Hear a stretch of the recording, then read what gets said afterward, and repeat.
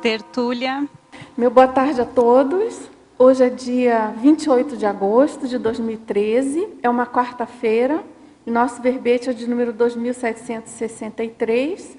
Ele tem 6 páginas, 52 logias e 20 máximos. E o tema de hoje a ser debatido é a autofamiliaridade ascendente, da especialidade autoconviviologia. E o verbete foi redigido por mim mesma.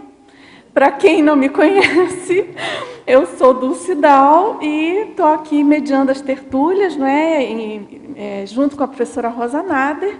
E como a professora Rosa Nader coloca de modo muito pertinente, né? A gente conduz as tertúlias em função de nós duas coordenarmos a pré-IC de verbetografia, atualmente denominada Enciclo Sapiens. É uma pré-IC que está em vias de se tornar IC. Enfim, a gente está nesse papel em função desse posto, vamos dizer assim, dessa função. E também, para quem não sabe, a minha formação é na área de arquitetura e urbanismo, e também eu sou pós-graduada em administração, e conheci a Conscienciologia desde 2005, desde 95, e sou tenepsista desde 2000. Então, vamos lá. E também estou na coordenação da revisão dos verbetes, né? Já tem aí uns 3 anos nessa atividade. Então, vamos então ao verbete propriamente dito. A autofamiliaridade ascendente é o efeito ou a condição evoluída de a consciência intra ou extrafísica buscar e manter intimidade crescente consigo própria, a partir da autocognição incessante, profunda e da autoconvivência eutímica, holossomática e holobiográfica. Em termos de pensenologia, nós temos, então, eu destaco a ancoragem autopensênica na autoconvivialidade sadia máxima, a inarredabilidade da autopensenidade ao longo da evolução, a emersão da autopensenidade, da reciclologia e da interassistenciologia. E na fatologia, a autoassistencialidade qualificando a interassistencialidade. Os limites evolutivos entre a autocompreensão, a autotransigência e o autoimperdoamento. O deleite da vida íntima, os bastidores existenciais. A autovivência dos atributos mentais somáticos mais recônditos. Os adicões, o fato de a evoluciologia exigir a autofamiliaridade incessante ao longo do ciclo multiexistencial pessoal. A necessária tessitura da autofamiliaridade a cada nova ressoma. O refinamento da qualificação da autoconvivialidade enquanto condição-chave cosmoética para o bem-estar e a felicidade pessoal da consciência lúcida.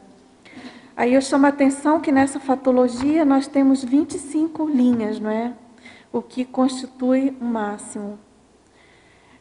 Na parafatologia, então, eu destaco a ampliação da autolucidez multidimensional através da interassistência, a para-inalienabilidade vivencial, o mudancismo intermissivo imprimindo a paracultura da autofamiliaridade, a exigência do desenvolvimento da holomemória pessoal para a depuração da autofamiliaridade a cada nova ressoma, a preponderância da paragenética facilitando a autofamiliaridade, a vivência da holomemoriologia madura, intensificando e qualificando a autofamiliaridade ascendente da consciência lúcida. Aqui no detalhismo, nós temos, então, 12 máximos. E na argumentologia, nós destacamos, então, o item caracterologia, na qual são apresentados 4 eixos de abordagens úteis para o desenvolvimento da autofamiliaridade. Também tem os qualificadores, 10 qualificadores da autofamiliaridade ascendente, cotejados com os respectivos travões dispensáveis. Também em efeitos, nós temos 20 efeitos homeostáticos, factíveis, motivadores para a consciência lúcida buscar ou reforçar a autofamiliaridade ascendente. E na remissiologia, eu destaco então os 5 itens: a autorrealidade intraconsciencial, o binômio autoconscienciometrologia, autopesquisologia, conteúdo da consciência, intraconscienciologia, uróboro introspectivo. E na frase enfática, a autofamiliaridade ascendente é a condição salutar embasada na autoconviviologia lúcida, visando a capitalização cognitiva pessoal máxima e o autodesempenho existencial prioritário. E na questionologia, como convive você com a própria realidade intraconsciencial? Mantém a autofamiliaridade ascendente e proativa? E aqui na mega-análise do João Paulo, nós temos então os 20 itens, né? Introspecção, intimidade, proatividade, continuidade, lúcido-pensenidade, intraconsciencialidade, autoassistencialidade, autoconvivência, autoconsciência, autopercepção, autodepuração, autossuperação, autopesquisa, autoconhecimento, autocogniciologia, autoconviviologia, autorreciclologia, autoanaliticologia, holomaturologia e evoluciologia.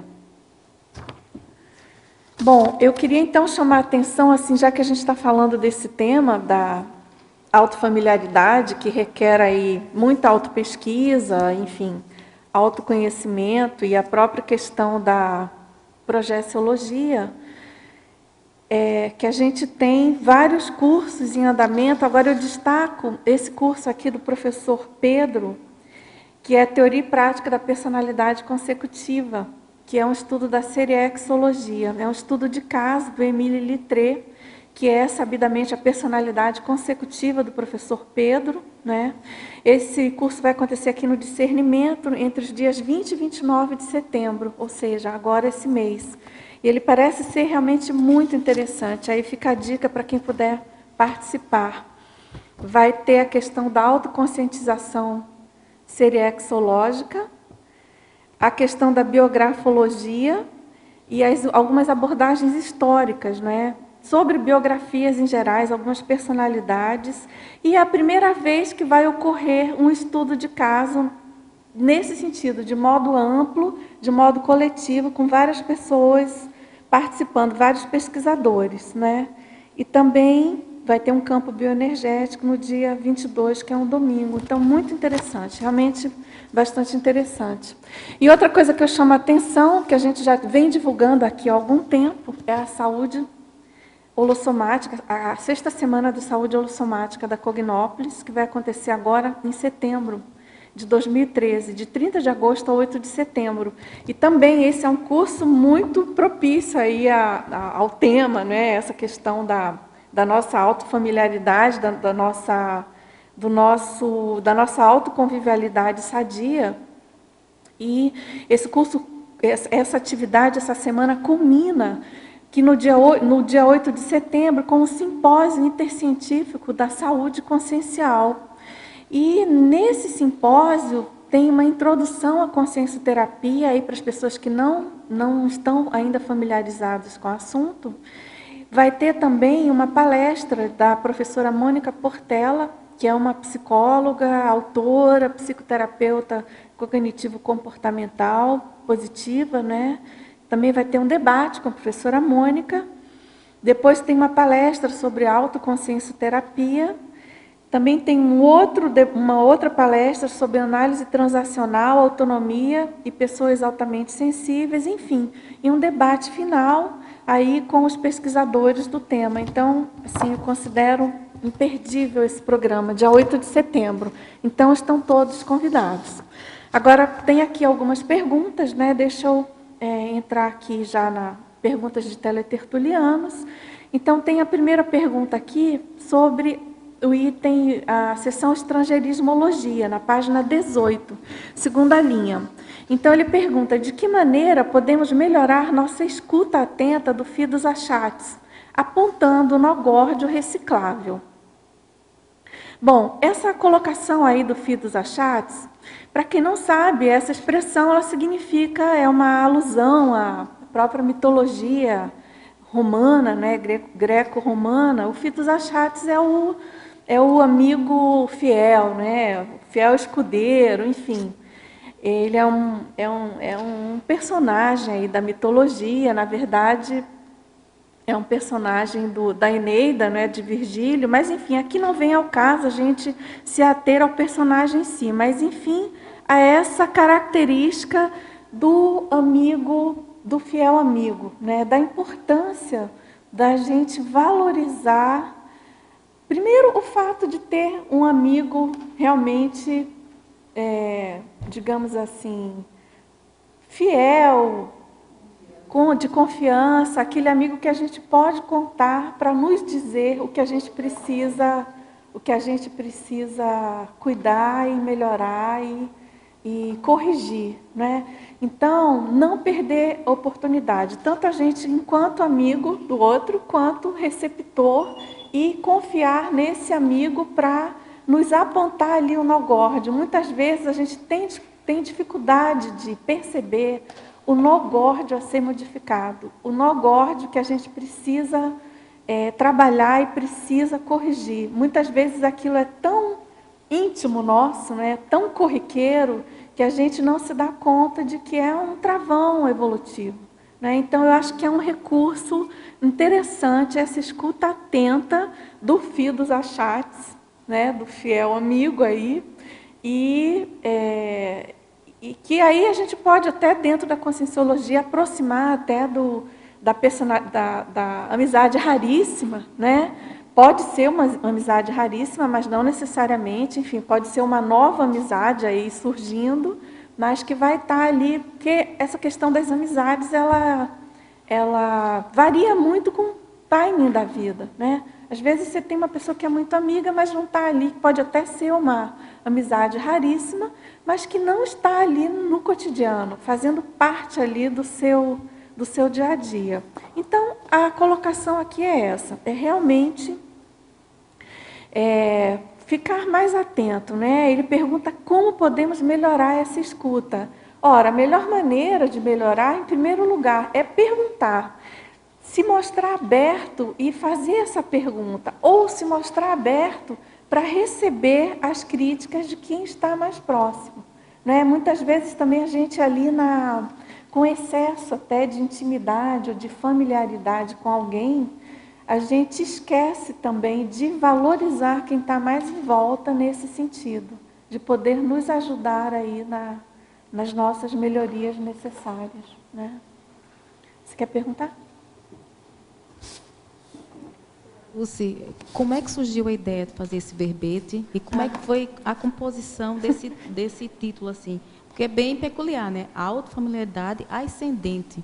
Eu nunca nem ia imaginar uma situação dessa. Como é que você compôs esse título e como é que surgiu essa ideia? Você sabe que esse título ele foi também muito interessante, a composição dele. Em primeiro lugar, esse verbete, de certo modo, ele é autoprescritivo para mim. Eu considero que é um tema que eu realmente preciso pesquisar, desenvolver e colocar mais em prática. É algo que eu preciso realmente pesquisar e me colocar enquanto personagem, vamos dizer assim, principal dele, no meu verbete, né? Porque eu acho que o verbete ele permite isso. Ontem até foi colocado um pouco essa questão, né, dos tipos, da taxologia dos verbetes. Dependendo do tema que você se compromete a pesquisar e a escrever, você é um personagem ali, você pode ser um coadjutor, às vezes você é um personagem principal, às vezes você até sai da posição de autor, fica até secundária de tão forte que é o seu papel ali de personagem, e outras vezes nem tanto. É mais alguma coisa assim, você está mais como um observador ou um pesquisador mais de fora, né? Ou alguma coisa que você já domina muito. Mas, enfim, nesse caso específico, eu tive esse insight durante uma TENEPS. Eu estava com algumas questões pessoais e me veio essa palavra solta, né? Autofamiliaridade. Eu, nossa, mas o que é isso? Puxa, mas autofamiliaridade. E a partir daí eu comecei a pensar e a pesquisar o assunto e a minha relação com ele, com o assunto em si. E aí me veio a ideia, claro, de escrever um verbete sobre isso. E também aí eu fiz relação desse tema com o tema do meu livro, né, que é a autoconsciência. E comecei a pensar no meu papel enquanto pesquisadora, enquanto consciencióloga, na minha relação com esse assunto, né? Como que isso, de certo modo, permeia desde a minha chegada na conscienciologia até os meus interesses mais específicos de pesquisa. Eu tenho muita curiosidade, muito interesse por esses assuntos assim adjacentes à autofamiliaridade em si. E aí, então, escrevi o verbete, tudo, pesquisei, fui aprofundando.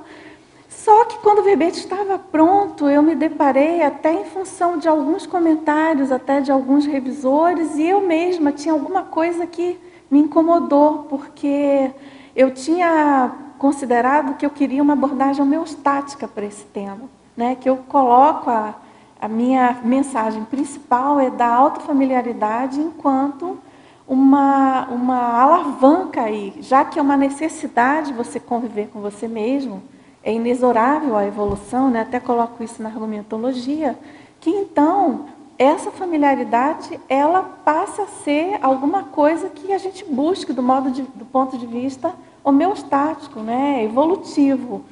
Então, eu queria adjetivar, puxa, mas então eu tenho que deixar mais claro que é isso, que é uma coisa para cima. E também não consegui resolver muito que adjetivo seria, porque não era o caso de colocar autofamiliaridade evolutiva, autofamiliaridade cosmoética, não era bem isso que eu queria. E aí me veio também, foi uma, vamos dizer assim, foi um insight que eu tive, veio, eu acordei com essa palavra, ascendente. Eu tive esse insight, com certeza foi extrafísico, foi uma inspiração de amparador, não foi um raciocínio meu, cheguei nessa palavra. E eu achei que compôs muito bem a ideia que eu queria, porque o ascendente tem um sentido duplo, né? Ao mesmo tempo que ele levanta a pessoa, que ele leva para cima, que ele é positivo, evolutivo, ele ao mesmo tempo ele é infinito, ele é crescente, ele não termina, né? Que é essa justamente a proposta do verbete, é colocar a autofamiliaridade é quase um paradoxo, mas é como uma coisa que ela, ao mesmo tempo que você evolui, que você não para, isso é incessante, né? Você não para de evoluir, você também, você vai mudando, mas também a autofamiliaridade, ela é ascendente. Você, a cada dia, se você evolui, você tende a ter, obrigatoriamente, a mais familiaridade com você mesmo. Você sabe quem você é, você sabe como você funciona, como você reage, como você funciona diante das circunstâncias da vida, diante do mundo em si, né? Da sua convivência com as pessoas, enfim, e aí isso vai não crescendo, né? Então a ideia foi essa, foi assim a história do título. E aí também eu acho que é até interessante a gente pensar nisso, de como que você tem N maneiras de chegar num verbete, num tema de pesquisa, né? Que isso também já é uma fonte de pesquisa para nós, conscienciólogos, né? Como que você tem uma diversidade de apreensões temáticas que você pode estar desenvolvendo, né? Então, às vezes, quando eu vejo a pessoa comentar, nossa, mas já escreveram tanto, o que eu vou escrever? Já tem 2.700 e... É porque são ângulos tão peculiares que cada um de nós tem, né? São particularidades tão singulares de cada um de nós que não é à toa que tem essa proposta da enciclopédia, vamos dizer assim, quase infinita, né? Entre aspas. Com relação ao próprio título, realmente, quando a gente lê, chama a atenção que parece uma coisa de família e de família somente, porque família quer dizer pai, mãe, e ascendente tem o sentido, né, dos... Ao contrário, né?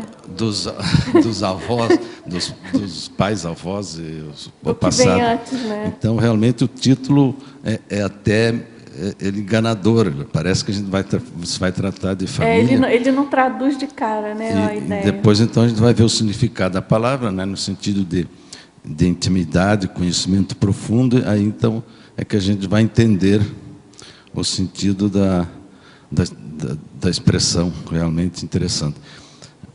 Mas, aproveitando, eu queria só perguntar, que tem uma dúvida aqui na fatologia, na última linha da página 18, essa palavra intíssimo, é intíssimo, íntimo, é de íntimo ou de intimidade? Intíssimo. O intíssimo é de íntimo, de super íntimo. Não é intimíssimo, será? Não. É intíssimo, diz? Não, intíssimo. Intíssimo, essa palavra é utilizada na própria enciclopédia.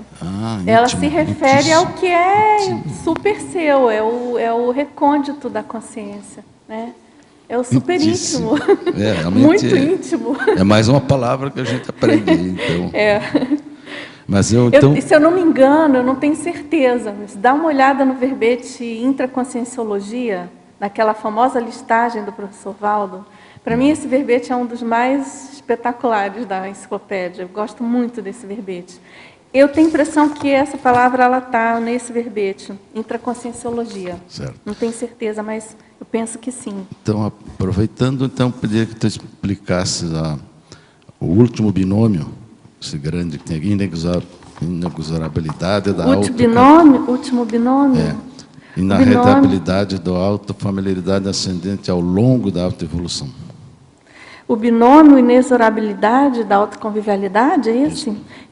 Inarredabilidade da autofamiliaridade ascendente ao longo da evolução. Olha, esse binômio, Cárdio, ele praticamente sintetiza a ideia, vamos dizer assim, a tese, né, do verbete. Porque justamente eu penso que diante dessa inexorabilidade, né, ou seja, você não tem como prescindir dessa autoconvivialidade, né? Não tem como, você pode abrir mão de todas, menos da sua. Diante disso, essa é inarredável também que você se torne familiar, que você mantenha essa relação de familiaridade, que você não seja um desconhecido para você mesmo, né? E o que eu percebo? Que, embora a gente veja aqui na Conscienciologia, eu tenho a impressão que algumas pessoas, e daí eu me incluo, que o próprio curso intermissivo e essa apreensão da Conscienciologia é como se fosse um divisor de água para essa abordagem do ato de se encarar enquanto convivência, né? Enquanto autoconvivência, de você realmente buscar a sua autocognição, a sua autoconvivência e, a partir daí, você se tornar familiar com você mesmo, né? Você, vamos dizer assim, você debulhar os seus atributos, quem você é, e manter aí uma familiaridade mais evolutiva em relação ao assunto. Deu para clarear? Dulce, queria que você expandisse mais um pouco o segundo megapensêmetro vocabular. Autofamiliaridade, transcendência autocognitiva. A ideia desse megapensene é que a transcendência autocognitiva, no sentido de que eu penso que a autocognição, a autofamiliaridade, ela transcende a autocognição. Tem um trinômio até que eu coloquei, que é a questão que eu faço esse cotejamento, não é bem um cotejamento, essa associação, né, da autocognição, a autoconsciência e a autofamiliaridade. Então, de certo modo, esse megapensene, ele traduz isso, né? A autofamiliaridade, no caso, ela estaria entrando aí como um terceiro, uma consequência, um resultado de uma primeiro você tem que ter autocognição, você tem que ter conhecimento, você trabalhar a sua compreensão e seu conhecimento sobre você mesmo, né? Aí a questão da autoconsciência já é o ato de você pensar sobre em você mesmo, em você né? mesmo, né? Você tem a percepção daquilo que você é. E a autofamiliaridade vem depois, entendeu? É o coroamento disso, na minha né? opinião, ela é consequência. É um coroamento. Você não tem disso. como ter autofamiliaridade com a sua pessoa se você não trabalha isso, da sua autocognição, da sua autoconsciência, né? De você se permitir isso, né?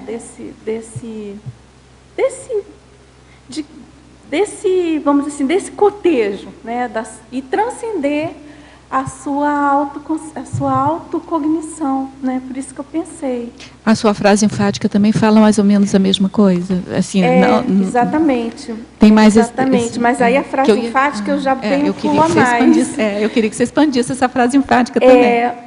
Deixa eu ler aqui a frase enfática. Olha, eu coloquei: a autofamiliaridade ascendente é a condição salutar embasada na autoconviviologia lúcida, ou seja, primeiro você tem que conviver com você mesmo de modo lúcido, porque eu penso que o fato da gente ser intermissivista não quer dizer que a gente já chegou nessa situação. A gente está começando, pelo menos da minha parte, estou começando a entender a importância desse autoconvívio, de eu me entender, de eu saber melhor quem eu sou, de eu me conhecer e de eu manter uma relação mais estreita, né? Não tomar tanto susto com a minha própria personalidade. E o que eu acho que é fundamental para acontecer em função disso, dessa autoconviviologia? Você capitalizar o que você já tem de conhecimento, né? Que você já conhece. Você capitalizar, aproveitar da melhor maneira possível o seu conhecimento pessoal. Para você ter um desempenho também existencial dentro do que é prioritário. Ou seja, o que adianta você ter conhecimento se você não se apercebe disso e você não usa o que é prioritário na sua vida?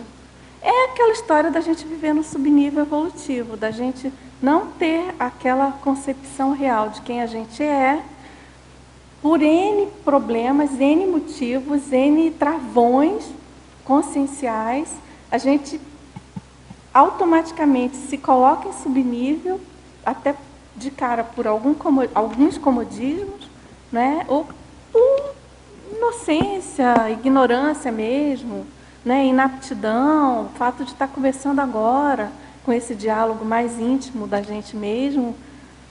Porque imagina, se a gente não tinha, a maioria de nós, né, eu penso, não tinha uma lucidez sobre a realidade multidimensional em outras vidas, imagina o nível de aprofundamento que a gente mantinha sobre a nossa própria personalidade. Devia ser ínfimo, assim. Nossa, uma coisa muito primária, muito rudimentar. Então, nesse sentido, eu penso que a condição agora de intermissivista é isso. Isso eu acho que é um dos desafios, vamos dizer assim, nossos enquanto intermissivistas, sabe? Realmente capitalizar o que a gente conseguiu ser até agora. Não importa que a gente acabou de sair da baratrosfera, não interessa. A gente conseguir capitalizar o nosso arcabouço cognitivo máximo do que a gente conseguiu até hoje e no prioritário. Também não ficar rodopiando em torno do que não é essencial para a gente, né? Porque a tendência é a gente ficar no que já fez, no que é mais fácil, no que já dominou em outras situações. Eu acho que foi muito interessante, porque, na verdade, para você sair da capitalização cognitiva e chegar nesse alto desempenho, vai passar por aquele segundo item do seu trinômio, que é a autoconsciência. Está bem fechada, assim, as ideias estão bem concatenadas. Né? Então, ele está costurado. Assim. Tá costurado. Então, realmente, essa trinca eu acho que é bem importante. O autoconhecimento, a autoconsciencialidade e autofamiliaridade. Dulce, seguindo um pouquinho, só para não perder eu acho que é uma continuidade até do que a Rosa levantou, que você está falando, lá na sua parafatologia, na 4ª linha de baixo para cima, a exigência do desenvolvimento da holomemória pessoal para a depuração da autofamiliaridade a cada nova ressoma. Eu queria que você falasse, então, da importância da memória e da holomemória para esse processo, né? Que é quase a consequência do que você vem falando. Esse item aí, eu acho ele fundamental, né? E, infelizmente, ainda a ser dominado... Por todos nós. Por todos nós, vamos dizer assim, fundamentalmente por mim.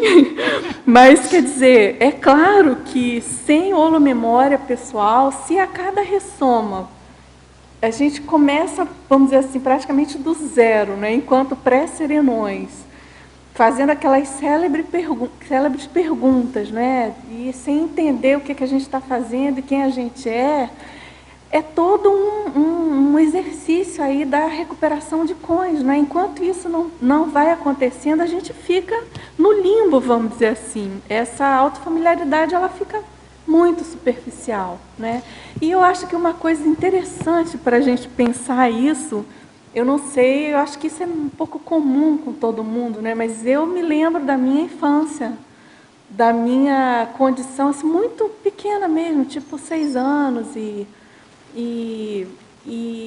aquela questão de se eu assim seguidamente eu me olhava no espelho e me fazia essa pergunta, entende, assim, e eu estranhava a minha figura, eu estranhava a minha imagem, e eu tenho a impressão que era algum resquício da intermissão, porque eu não conseguia ligar a minha pessoa, quem eu era, quem eu sou, aliás, para aquela figura somática, para aquela imagem somática. E, claro, faltou recuperação de cônjuge, faltou memória, faltou autoconsciência ali, né? Enfim, paciência, quem sabe na próxima as coisas vêm mais claras, né? Mas, enfim, eu acho que é isso, a questão tão importante de trabalhar o desenvolvimento da memória, todas as técnicas mnemônicas, né, que o professor Valdo coloca tanto, tem tanta importância, né, em tantas linhas, em tantos veios aí para serem desenvolvidos, e para isso também, claro, fundamental, né, a gente vai estar sempre partindo do zero se não tiver esse... É claro, tem a questão inata, tem aquelas sensações, tem os insights, tem tudo aquilo que você carrega de paragenética, que, claro, que já não sai... Que emerge, né, de diversas formas. Eu estava pensando, a gente vai começando, né, pelo menos eu, né, começando devagar a conectar as coisas. A importância, então, dessa questão da personalidade consecutiva. Fiquei pensando, veja, no caso do Pedro Fernandes, que é público e notório, como aumentou a autofamiliaridade dele, né?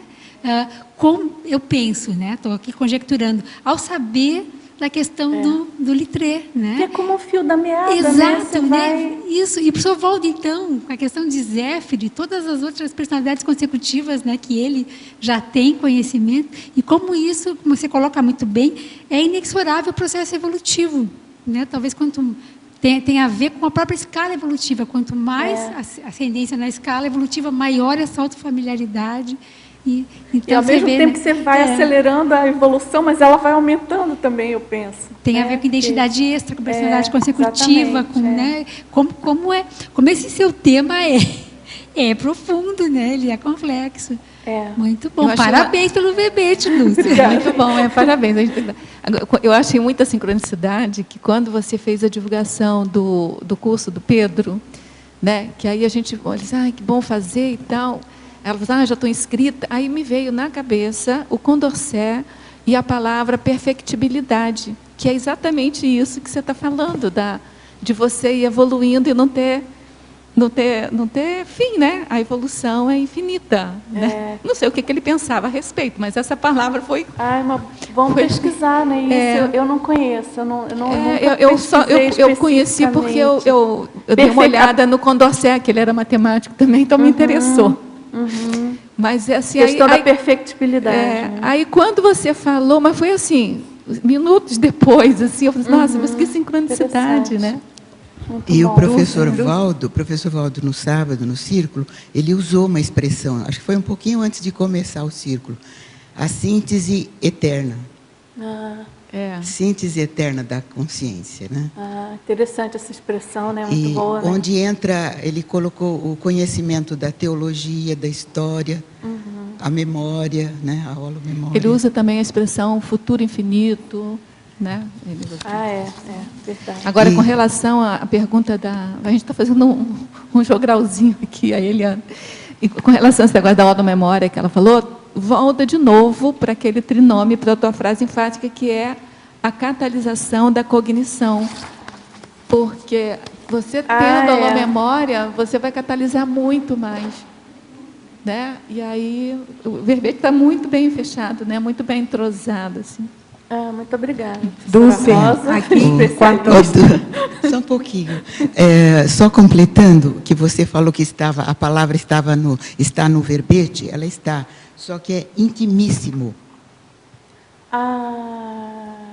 Ficou errado. Tá, obrigada. O Cardio tinha razão, né? Mas você falou o verbete. Que está, eu falei o verbete, né? Você tá falou ótimo. o verbete que está na remissiologia. Então vamos corrigir. Puxa, engraçado, eu uso essa palavra errada. Mas vamos corrigir, não tem nada. É só pôr o mi ali no meio. Tá bom. Mi, só pôr você lá no meio. Pessoal, tem uma pergunta aqui então. Na pensionologia, página 18, primeira linha. Como ampliar nosso holopensene pessoal do autodevassamento cosmoético sem medo do que se vai encontrar? Bom, essa questão do autodevassamento cosmoético, eu acho que se você tiver uma intenção realmente boa, no sentido de você estar conectado com o amparo de função, com amparadores, com a abordagem interassistencial e autoassistencial também, porque eu coloco aqui no verbete a importância de você, né, essa questão da autoassistência, acho que logo no início aqui na fatologia, que eu coloco a questão da autoassistencialidade, qualificando a interassistencialidade.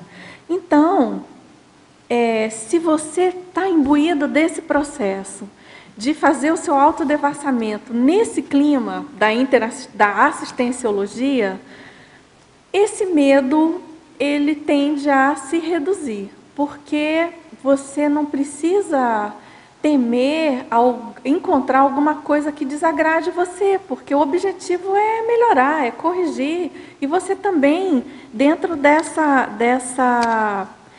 questão até que eu também coloquei ao longo do verbete, não é? Ao longo da fatologia, que é essa questão da autocompreensão, de você tirar partido disso e também não se eximir da importância de você se autocompreender, para você então, a partir daí adiante, seguir em frente com o que você precisa mudar e precisa melhorar.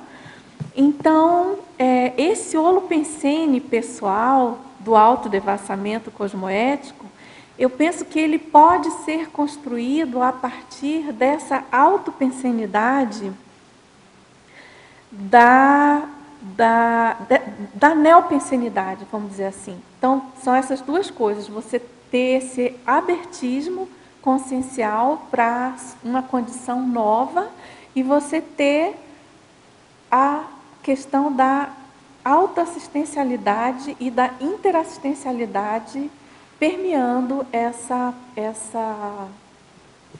condição, né? Esse holopensene. E também, o teletertuliano ele pergunta na fatologia, na própria página 18, na terceira linha, como podemos demarcar os limites evolutivos entre a autocompreensão, a autotransigência e o autoimperdoamento?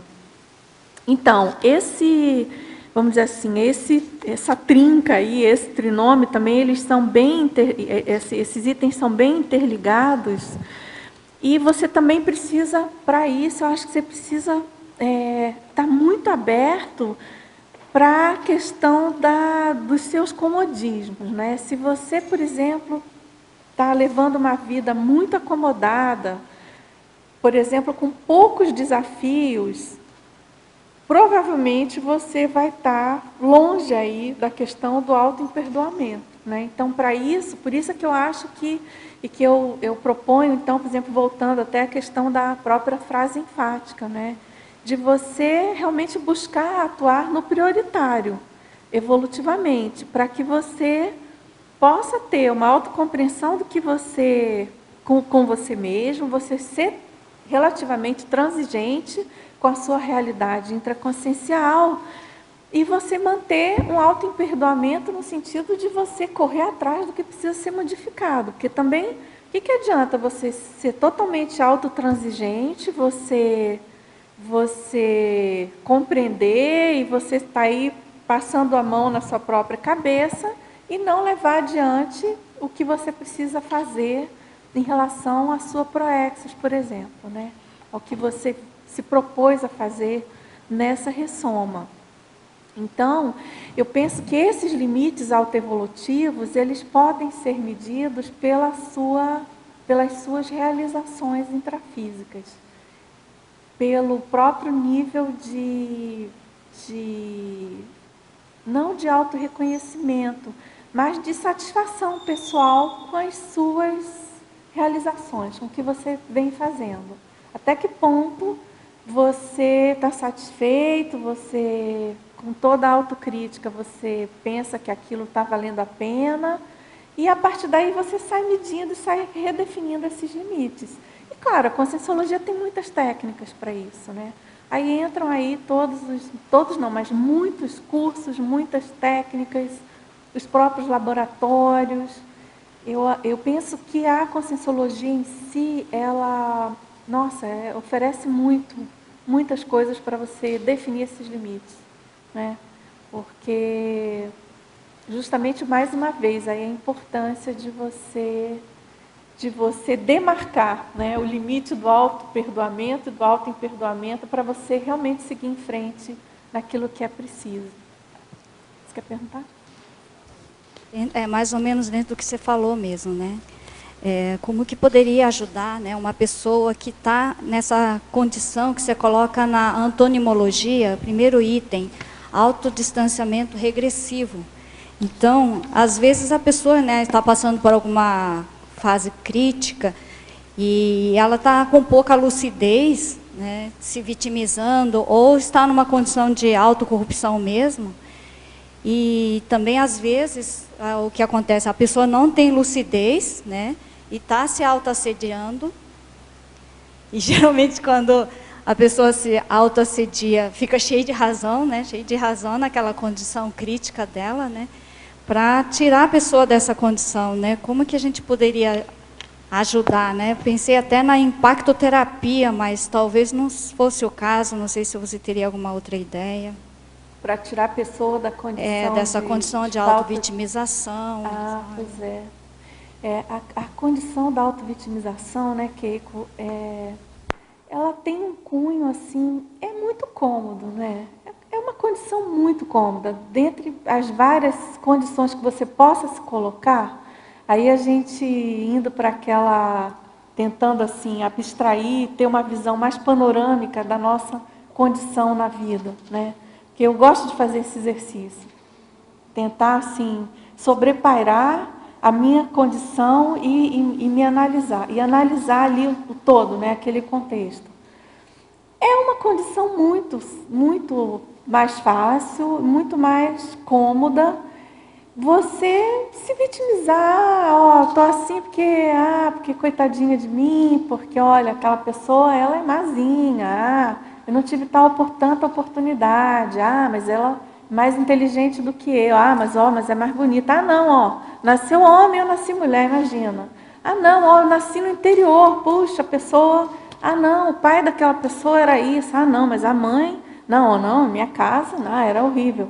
Então, assim, é super cômodo, né? Então, eu acho que uma condição óbvia que ajuda muito a pessoa a mudar de papel, é claro, ver o oposto dramático da vida, né? Que sempre tem muitos dramas, muito piores que o de cada um de nós, né? E tentar inverter os papéis, né? Você se colocar na condição de você ser o algoz de alguém. E você ter um papel neutro naquele teatro, né? No teatro da vida. Então, eu acho que esse exercício de sobrepairar e se colocar em outro papel, e aí você vai ver que você encaixa também, que dá certo, que funciona. Não era bem assim como você estava imaginando, né?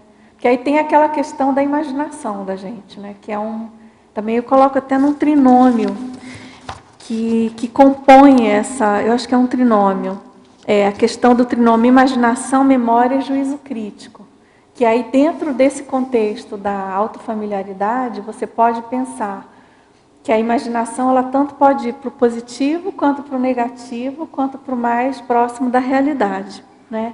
Aí a memória ela também pode ser mais negativa, mais realista, né? Ou mais poliânica, vamos dizer assim. E o juízo crítico é que vai dosar aí realmente, vamos dizer assim, o mais próximo da realidade e vai estar nos colocando ali mais no megafoco da autofamiliaridade, tá certo?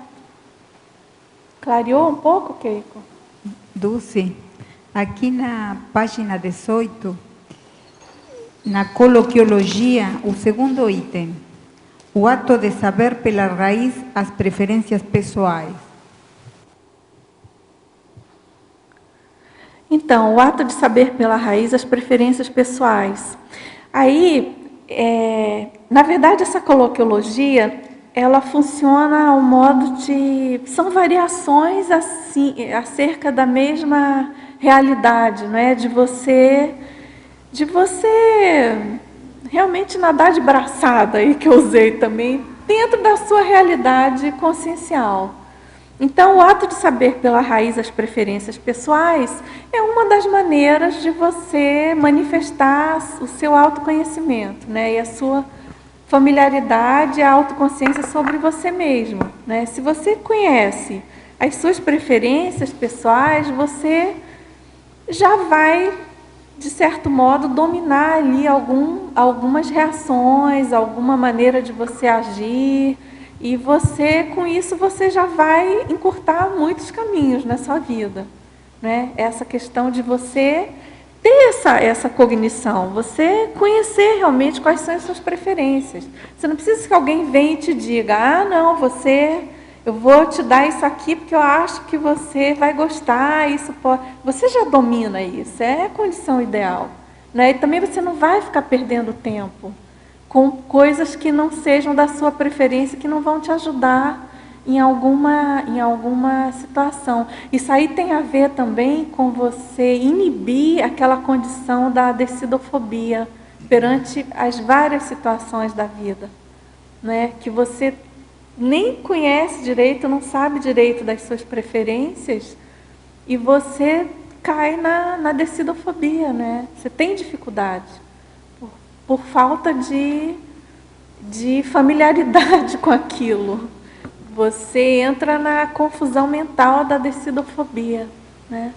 Mas, enfim, aqui, né, nessa coloquiologia, eu usei realmente expressões coloquiais que demonstrem essa questão de você ter autoconsciência, autoconhecimento e manter uma certa familiaridade com o seu modo de funcionar aí perante algumas situações, né? Então, eu falei das preferências, das reações, dos gostos, da própria condição, de você falar de cátedra, de você mesmo, né? Da própria realidade intraconsciencial, entendeu? Ler de cadeira as autorreações peculiares. É uma expressão, é uma coloquiologia brasileira, né? Você ler de cadeira é você dominar aquele assunto. você já está, eu não sei a etimologia, eu não sei a origem etimológica dessa expressão, mas você lê de cadeira, o Card sabe? É você ter a autoridade vivencial autoridade e ainda hoje de manhã se falou na... ex-cátedra, né? Ex-cátedra, o camarada está sentado professor na de conhecimento, entendeu? De você Foi comentado hoje de manhã na mini tertúlia até. Como? Foi comentado hoje de manhã na mini tertúlia. Ah, interessante, eu não estava. Interessante. Só falar de cadeira. Entendeu? Você... Aí está a estou de familiaridade. cadeira, aqui de camarote, dominando o assunto. Sua familiaridade ficou ligada. E na trinomiologia, na terceira linha, o trinômio autolucidez, autoconfiança, autolealdade. Então, aqui a gente pode fazer as associações, não é? Primeira coisa, você ter lucidez sobre a sua condição. Primeira coisa, se você não tem lucidez, você não tem muito como trabalhar a sua autofamiliaridade. E é claro que tudo que eu estou falando aqui tem as gradações, não é? Você não vai querer que um pré-serenão tenha a autolucidez sobre ele ou sobre o cosmos. Então, dentro da nossa possibilidade, a gente ter autolucidez para a nossa condição, né? A partir daí, a gente pode adquirir mais autoconfiança. Como você vai ter autoconfiança em você se você não tem autolucidez para quem você é, ou para as suas coisas, ou para a sua realidade, né? Então, é como quase um crescendo isso. Não chega a ser um crescendo, mas é bem imbricado também. E a questão da autolealdade, né? Você ser leal no sentido de você ter respeito pela sua própria pessoa, pela sua própria condição. Você não se meter em ciladas que você mesmo se coloca por falta de próprio conhecimento ou por ignorância sobre a sua condição. Então, ficar atento para essas três situações, entendeu? E uma vai depender da outra. Como você vai ter lealdade para a sua própria condição sem ter autolucidez? Tá certo? Clareou, Cristina? Bastante. É para pensar, né? O tema da autolealdade é forte. É forte, porque a pessoa realmente tem que ter assim uma confiança que nesse sentido é lúcida ou mental somática, né? Porque às vezes se considera a confiança, uma vez foi um tema, né? A confiança, que deriva, de onde deriva. Mas eu considero que ela pode ser psicossomática, justamente por dificuldades na autolucidez, ou mental-somática, com isso que você coloca aqui, o conhecimento profundo da consciência, poder saber coisas dela própria, e com isso... Por exemplo, o professor Valdo, ele usa muito a expressão ter confiança no próprio taco, né? Isso é a partir de quê que você tem confiança no próprio taco? É a partir do seu autoconhecimento, da sua lucidez para aquilo que você é, da familiaridade que você tem com aquela sua condição, com aquele assunto, com aquela reação, com o domínio que você tem sobre aquilo. Então, é uma questão eu acho que é realmente totalmente mental somática. Eu não vejo autoconfiança como nada psicossomático. Mas, ao melhor... É porque tem algumas discussões, né? Já vi alguns debates. Se não me engano, eu já ouvi também aqui na foi um tema que se abordou no círculo. Mas é porque aí a origem, o problema aí colocado é a origem da raiz etimológica, né? Isso, a raiz etimológica, mas na verdade aqui fica bem explicitado que é baseado na mental somática. Quando tem a ver com tudo o que você coloca no verbete, né? Logicamente, que tem a ver com lucidez, com autodiscernimentologia. Isso. Você quer perguntar? Quer perguntar, Nilson? Você, pois não. Dulce, por favor, como é que tá? Porque agora você está na cadeira branca, né? Pois é. Como é que tá essa sua sinalética? Até mesmo porque Valdo deixa uma bela energia aí, principalmente quando está apresentando um verbete. Você nota alguma diferença? Você sente a questão de consciências? Como é essa sua experiência? Olha, é bem diferente. Eu considero assim que o tertuliário é uma paramáquina, né? É um padrão aqui instalado de energia, de amparo de função, de aumento de lucidez, que realmente é muito gratificante poder estar aqui. Eu agradeço muito, já falei especialmente com o professor Valdo, agradeço muito essa oportunidade. É claro que tem a responsabilidade, né? E é claro que, conforme eu falei aqui no início, também a gente está aqui em função do trabalho da IC, né? Não é pelos meus belos olhos, nem é pelo trabalho que a gente tem agora e pela frente, de continuidade diária. É um trabalho diário, permanente, que a gente tem, é um compromisso, né, que nós temos com, diariamente, produzir um verbete, produzir no sentido geral aqui, né, não estou falando... não é escrever, é a produção geral, a equipe do tertuliário, a equipe da IC, os revisores. Então, mas com certeza, aqui acontece uma coisa totalmente extra, fora do cotidiano, né? Tem uma máquina aqui, a gente fica mais, as parapercepções mais agudizadas, a questão da interação, da assimilação, com quem está aqui no tertuliário, com o teletertuliano. É aquele negócio de aumento mesmo, né? Nos campos bioenergéticos em geral, nos cursos da Conscienciologia. Qual que é o nosso objetivo? Que a gente fique assim sempre, né? Que não saia dessa condição. Mas, com certeza, aumenta a sinalética, aumenta o contato comparador, aumenta, obviamente, a inteligência evolutiva, e, enfim, fica tudo potencializado.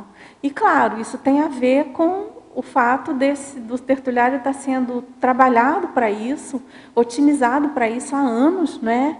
Ainda até hoje o professor Valdo diariamente está aqui, mantendo aqui o padrão super, mega homeostático de energias, está certo? Bom, e o que a gente espera, né, professora Rosa, é que a gente consiga manter o propósito prioritário da tertúlia, que não é aqui eu estar aqui bonitinha, de branquinha, aqui falando direito, corretamente, minimamente para vocês. É fazer a assistência que tem que ser feita com cada verbete.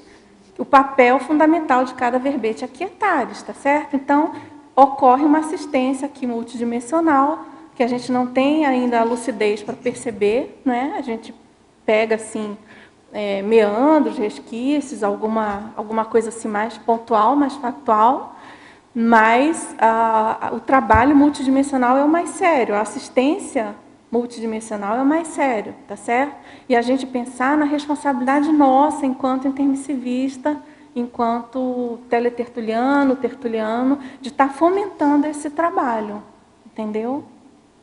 Tudo bem? Respondi? Obrigado. Você quer perguntar? Dulce, desculpe pela ignorância e talvez a imaturidade. Eu estou acompanhando meu irmão, na verdade, mas todo esse trabalho, hoje de manhã, eu pude acompanhar o professor Valdo e vejo bastante, como eu posso dizer, energia colocada nesse trabalho. E até quando esse trabalho até que ponto ele é fechado e até que ponto... Peraí, só para eu entender a sua pergunta. Quando você fala esse trabalho, você está falando da Conscienciologia em geral? Em geral. Tá. E também dos verbetes, que não só o seu, que você está colocando agora, mas centenas, sei lá, dezenas de verbetes que são colocados, são apresentados. Você está falando mais da enciclopédia em si? No geral, todo o trabalho no geral. Olha, a Conscienciologia, ela tem realmente uma pretensão muito grande. Você ouviu o professor Valdo já falar isso. A Conscienciologia, enquanto ciência, ela pretende realmente fazer um inventário do cosmos, do planeta, um inventário do maior número de assuntos possíveis, do que a gente pode abranger. Então, significa que a Conscienciologia, ela faz uma releitura, vamos dizer assim, do que está posto no planeta Terra hoje, por exemplo. Então, por exemplo, as abordagens feitas pela Conscienciologia sobre qualquer assunto que você coloque aqui, ela tende a ser diferenciada, ela tende a ser um pouco mais abrangente. Por quê? Porque ela está dentro desse paradigma de múltiplas vidas, múltiplas dimensões, múltiplos corpos, da pesquisa intraconsciencial de cada um de nós sobre cada um desses temas, tá certo? Então, é uma coisa assim que, em tese, é infinito, não tem fim, não tem término, porque a conscienciologia, ela independe da nossa vontade ou da gente querer ou não. Ela é uma maneira de traduzir essa realidade, mas existem outros planetas mais evoluídos que o nosso, por exemplo, que o planeta Terra. Então, a conscienciologia, ela está sendo colocada hoje no planeta Terra. Está sendo possível hoje no planeta Terra. Mas essas ideias já foram colocadas em outras realidades, entendeu? Agora, em relação à enciclopédia da Conscienciologia, não sei se você já entendeu isso, ela é escrita por vários verbetógrafos, tá certo? A gente tem quase 300, tem 290, se não me engano. E o professor Valdo já escreveu quase 2.000 verbetes. Ele parou de escrever os verbetes da enciclopédia. A partir de agora, já de praticamente... Desde abril desse ano, se não me engano. Ele parou de escrever verbetes, então nós, vamos dizer assim, conscienciólogos, estamos responsáveis por isso. E essa enciclopédia, ela não tem, em tese, ela não tem também um fim previsto. A ideia é que ela dure a nosso revezamento ressomático. O que é isso? A gente vai dessomar, não sei se você conhece essa nomenclatura, a gente vai morrer, vai para outra dimensão, vai nascer de novo, e a ideia é que a enciclopédia esteja aí, continue, que a gente possa acessar essas informações, até para a gente não começar do zero, como eu coloquei ainda há pouco, né? Da gente já conseguir ter um material acessível, que a gente consiga chegar nele, ler e lembrar das coisas e ter mais familiaridade com esses assuntos mais cedo. Ô, né? Dulce, a minha pergunta ainda vai mais além. Todo esse assunto colocado, todo esse assunto estudado, em que ponto todas as pessoas que estão aqui, elas vão colocar isso para começar a trabalhar com ser quando criança ainda? Que ponto isso chega? Por exemplo, chegar a trabalhar com esse tema exato, precocemente. Olha, né? isso aí tem uma instituição que ela é especializada em educação para criança, que é a Evolucim. Então, a conscienciologia, é claro que você tem uma dificuldade, entre aspas, né? Você não pode chegar para uma criança e começar a falar desses assuntos, mesmo didaticamente, com toda a técnica, né? Em função dos parâmetros aí de educação infantil, mas você tem que estar com os pais, por exemplo, presentes, né? Você precisa primeiro fazer a educação ou paralelo ou concomitantemente com os pais daquela criança. Agora, que esse paradigma, essa realidade, esses assuntos, esses temas são perfeitamente abordáveis, não é, junto a uma criança, com certeza. E quanto mais evoluída é a criança, você pode estar certo que mais fácil vai ser ela entender. A gente tem casos aqui de crianças que aparecem aqui, ou que a gente tem contato, e que a pessoa ela já sabe, ela às vezes ela é até mais safra que a gente, já macaco velho, entendeu? Ou seja, se você considera que a pessoa teve acesso a essas informações no período intermissivo, antes de ressomar, e que ela ali nova, né, criança, ela está com essa memória mais fresca, isso faz sentido, tem uma lógica, entendeu? Então, assim, objetivamente respondendo a sua pergunta, é factível sim, a criança desde nova você já pode abordar, ressalvadas essas colocações que eu fiz, entendeu? Você não vai chegar para uma criança qualquer e sair falando disso sem tomar os cuidados necessários. Até porque eu acho que vai ser mais fácil para ela, tanto a questão da familiaridade, sim, como também a questão das preferências, né? Sim, claro.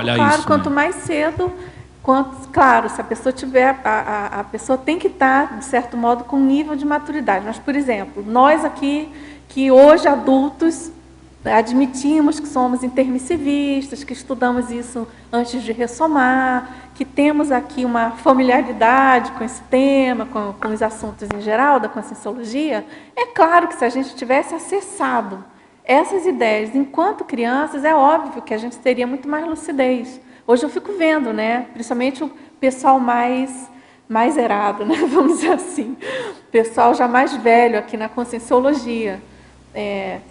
E a gente vê os mais novos, tem uma moçada aí com 15 anos defendendo verbete, 16 anos defendendo verbete. Ou seja, eles acessaram essas ideias muito mais novos.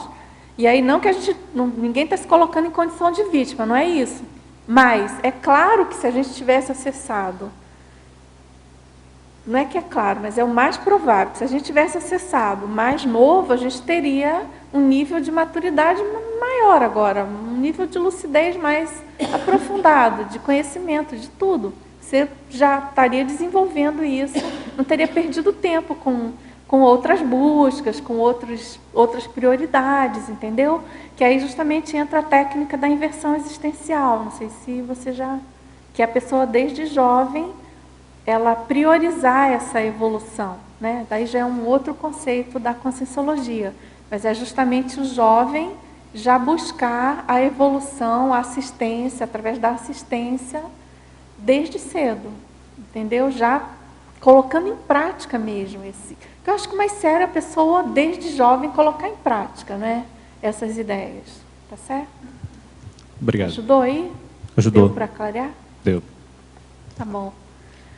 Dulce, eu peguei o seu verbete, muito interessante, aí eu fui ver as técnicas, quais as técnicas que você trazia. Você colocou a técnica da mobilidade física vígil, bem assim, curtinha.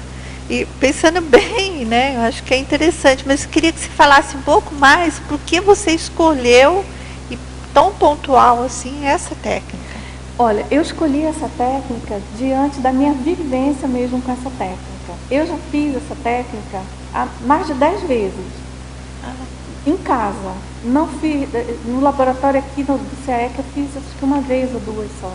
Então, eu tenho muita familiaridade com essa técnica e ela me trouxe muitos resultados muito positivos, no sentido de realmente de aproximação com a minha realidade. É como se, eu acho que essa técnica ela favorece muito essa questão da introspecção. Depois foi criada, o professor Valdo propôs a técnica da autorreflexão de 5 horas, né? E eu até evitei colocar, porque eu particularmente eu nunca fiz essa de 5 horas.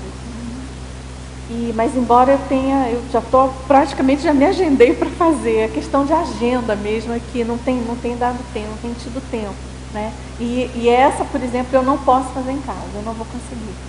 Não tenho essa disponibilidade de ficar 5 horas sem, então tem que, né, prover aí laboratório fora e tudo.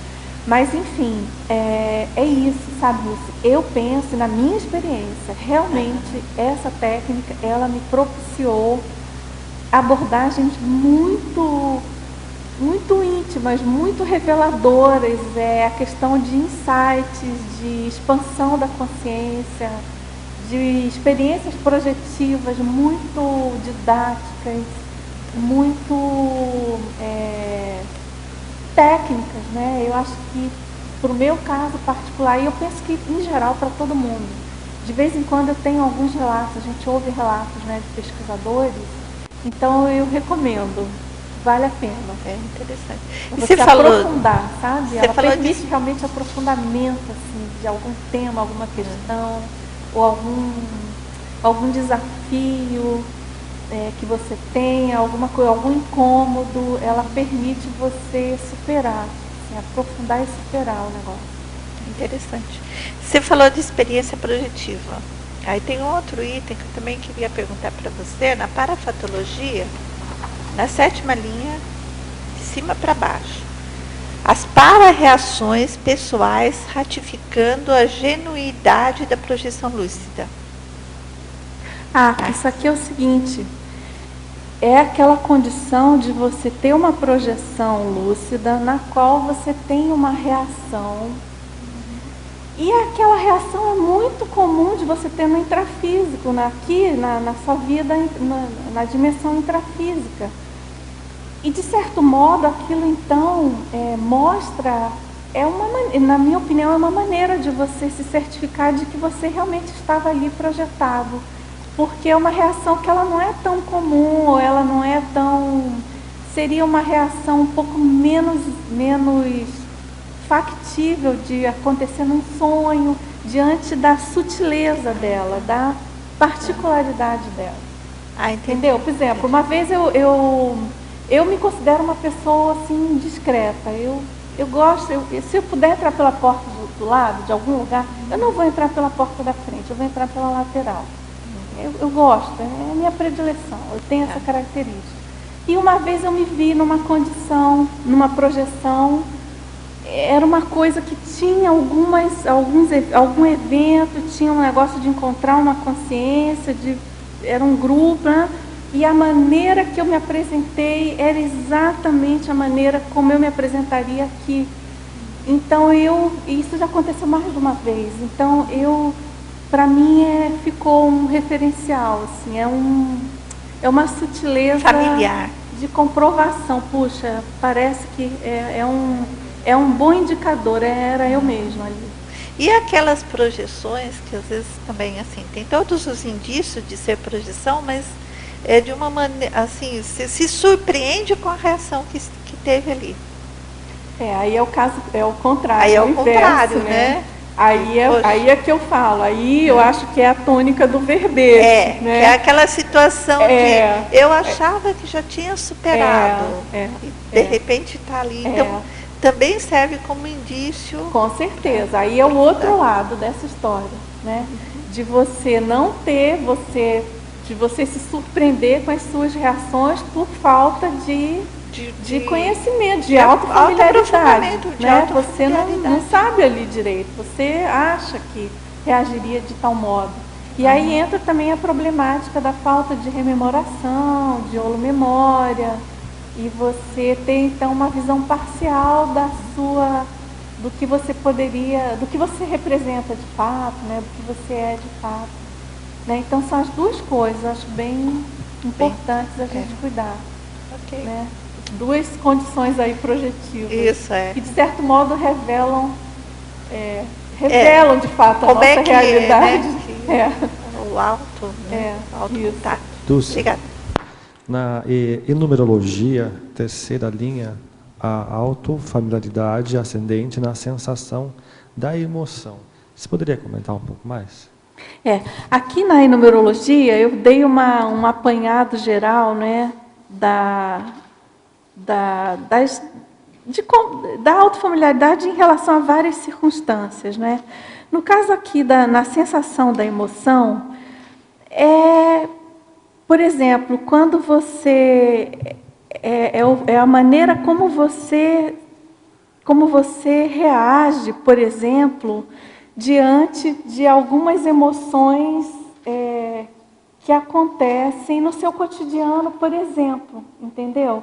Você já está familiar com aquela emoção. Por exemplo, se eu, em situação, por exemplo, de aniversário de uma família, vou dar um exemplo bem corriqueiro, né? Aniversário de família, comemoração em família. Por exemplo, eu tenho um tipo de sentimento com aquilo, um tipo de emoção. Eu já sei que eu vou sentir, é comum, eu já tenho o meu padrão de emoção com aquele tipo de comemoração. É uma coisa assim, não vou dizer nem que é bom ou ruim, mas então eu já, é como se fosse um dejaísmo, sabe? Eu já me sinto assim, puxa, mas eu já sei e tal. E por que eu botei isso aqui? Por que eu acho interessante? Porque a partir de você ter essa autofamiliaridade, você acaba sofrendo menos com as coisas. Você acaba levando as coisas de uma maneira melhor, entendeu? Mais leves e mais práticas, Você foge daquela situação surpresa, daquela situação inusitada. Então,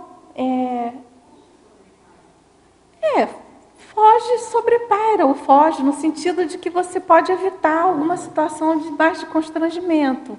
Entendeu? Então, eu não sei se vocês têm isso, mas assim, muitas situações, por exemplo, literalmente eu evito algumas situações porque eu acho que eu não vou reagir bem, que aquilo não vai me fazer tão bem e que eu acho que não vai me servir para muita coisa. Então, eu evito algumas situações. Que eu já sei que eu tenho uma familiaridade com aquela situação, com aquela emoção e não sei se vale a pena. Ou você pensa, não, aquilo ali eu já tenho familiaridade, eu acho que aquilo tá bom, eu vou, tá, dá para encarar, tá certo, eu convivo bem com isso, vamos em frente. Então é nesse sentido, entendeu? A gente parar para lidar melhor com as nossas reações perante as várias situações da vida, né? No cotidiano mesmo, né? Eu ia comentar na quarta linha da parafatologia, lá no final, o dedo invisível do amparador. Dentro do teu o dedo tema. invisível do amparador, o professor Valdo fala muito do dedo invisível, tem falado, né, do serenão e... ele já falou.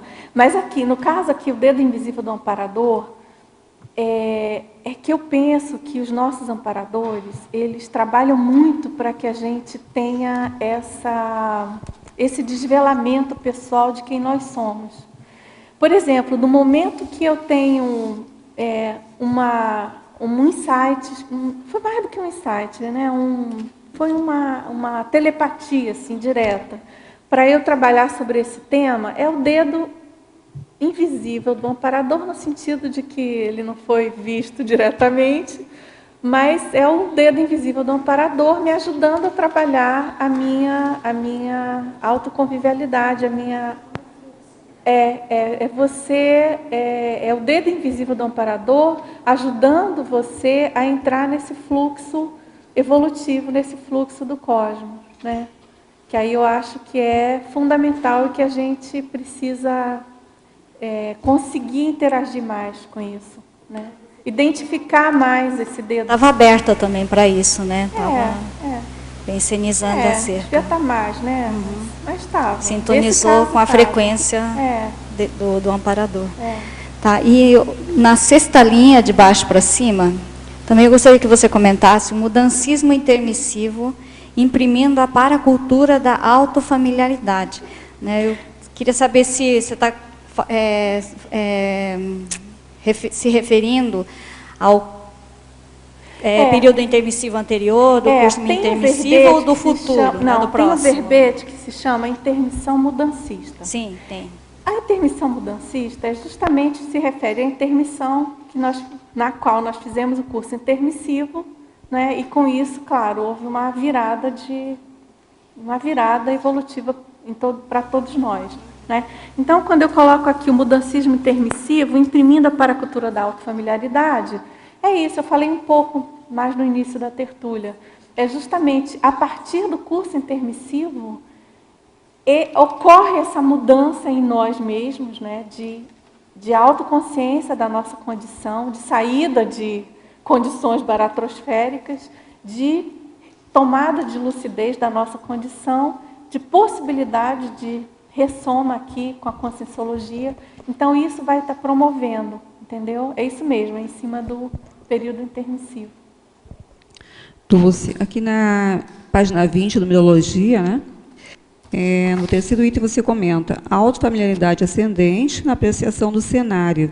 Você pode ampliar um pouquinho mais esse... Qual é o item? O item terceiro da Numerologia. A autofamiliaridade ascendente na apreciação do cenário, segunda linha. Tem a ver com aquilo que eu falei para ele.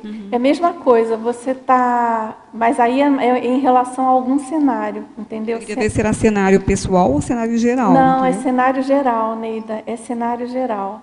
E aí, porque nessa enumerologia, quando eu coloco aqui na apreciação do cenário, eu estou falando tanto cenário é o cenário das ocorrências de algum fato ou algum parafato, entendeu? E que às vezes acontece isso, né? De ter um cenário, de ter um contexto e você já tem uma autofamiliaridade com aquilo. Então você ficar atento. E qual o objetivo também, né? Não é do nada, é você se sair melhor naquilo, reagir melhor àquilo. Quanto mais autofamiliaridade você tem, melhor você pode se sair, né? Entendi. Tá? Eu queria mais fazer uma pergunta. Aqui em legislogia, na mesma página, você colocou no último item as paraleis do paradireito. Eu queria que você fizesse um cotejo disso com o tema. No caso, as paraleis do paradireito, a gente sabe, né, que tem várias leis aí, várias paraleis assim, permeando todo esse contexto da conscienciologia, né, da evoluciologia, desde a lei do livre-arbítrio, da inalterabilidade do nosso passado, enfim, da imperecibilidade consciencial, né, várias paraleis aí. E o que acontece? Essa relação com a autoconviviologia é justamente a forma do seu funcionamento no cosmos, né? No fundo, a autofamiliaridade ascendente, ela vai estar revelando como você funciona perante o cosmos. E aí, a relação direta dessas paraleis do paradireito, que justamente, né, são essas manifestações ou pensionizações mais corretas, mais íntegras, dentro aí, considerando essa paralegislogia. E aí tem a ver também, Neida, com aquele item da interação microcosmologia, macrocosmologia, tá certo? Se você está mais consciente, mais próximo dessas paraleis do paradireito, você vai estar mais apto e mais vivenciando melhor essa autofamiliaridade ascendente, porque você está atendendo a esse fluxo do cosmos, entendeu? E aí a gente faz essa questão da interação, né, do microcosmo com o macrocosmo, de um conter o outro, enfim, um interagir com o outro o tempo todo. E claro, quanto mais evoluída é a consciência, maior essa interação. Né? Eu estava vendo que aqui na parafatologia tem também essa lei do para-inalienabilidade vivencial, que tem a ver com isso, com o paradireito estava comentando, né? Exatamente. Aquilo que você vivenciou é inalienável. Você não pode passar para outro. Você não pode passar para outro. Só você tem responsabilidade sobre aquilo. Okay. Só você pode tirar partido evolutivo daquilo. Né? Obrigada. Dulce, aqui. Oi, Fabiana. Achei muito bom o nível de detalhamento e nuance aqui do verbete, e é extremamente necessário a gente ir cada vez mais fundo nos nossos instrumentos de aferição. E eu queria perguntar a tua opinião, não sei se já foi perguntado, sobre a caracteriologia, sobre os itens da página 21. E aí, começando pela somática, você trouxe ali os instrumentos de aferição somática. Aí eu queria que você falasse o que você considera instrumento de aferição somática e depois, na sequência, energossomática, psicossomática e mental-somática. O que você, a gradação, o diferencial para você nesses 4 níveis? A ideia aqui, eu coloquei numa ordem lógica, porque eu penso que realmente é no sentido de ser mais visível, né? Mais acessível, vamos dizer assim. Eu não sei se você já estava aqui quando eu comentei, por exemplo, da minha dificuldade, desde quando eu era criança, que eu me olhava no espelho e estranhava a minha imagem física. Não estava. E procurava descobrir quem que estava ali por trás. E eu ficava muito tempo nisso, e muitas vezes. É uma cena corriqueira da minha infância. Então, essa questão da autofamiliaridade somática é a primeira que não digo uma criança, mas, enfim, um adulto já deve ter. Né? Puxa, quais são as minhas idiosincrasias? Né? O que eu tenho de particular, o que é peculiar ao meu soma? Né? Quais são as minhas mazelas? Né? O que eu tenho que cuidar mais uma vez, é tirar partido daquilo que já é autofamiliar. Não quer dizer que sou assim, não é a síndrome da Gabriela. Não é isso, é você usar essa familiaridade a seu proveito. Então, né? no exemplo aí do soma, quando você vê ou percebe que o soma precisa de mais atenção, o que chama a atenção em termos de aferição, especificamente no teu caso? De aferição? Como assim? Você O está falando que eu botei os instrumentos de aferição somática? Isso, os instrumentos de aferição somática. No seu caso, existe alguma coisa específica? Pele, algo específico que chama a atenção? Não, aqui eu me referia a instrumentos mesmo, Fabiana. Balança, cinto, espelho. Ok. Entendeu? Tá. Que eu acho que dependendo da pessoa, a pessoa tem horror a esses instrumentos. Entendeu? Eu não vou te dizer que eu tenho horror, mas eu não tenho tanta afinidade assim. Eu faço esforço. Eu não gosto de nenhum deles, eu faço esforço. Tá. Não é uma coisa assim, vou me pesar todo dia. Eu não ligo muito. E eu sei que é muito importante isso. Desde que eu me entendo por gente, eu faço dieta, eu tenho que fazer dieta. A minha família é toda de obesos. Tá. Eu preciso fazer dieta, senão eu vou ficar obesa, eu sei disso. Então, eu estou chamando a atenção para esse sentido, de você ter essa autofamiliaridade com o seu soma. E você viver melhor em função disso. E não ele ser um desconhecido para você. Precisar de vir um médico e te dizer o que você tem que fazer. Que, pensando bem, é uma situação quase cômica, né? Às vezes você vai no médico, o médico fala o óbvio, você está careca de saber. Mas é o médico que vem ter que te falar para você fazer o óbvio. Aí você dá tá valor, careca, né? Então, ou careca, ou você não sabe que você não teve aí um mínimo de familiaridade que você devia ter, né, com o seu soma, né? Então, nesse sentido.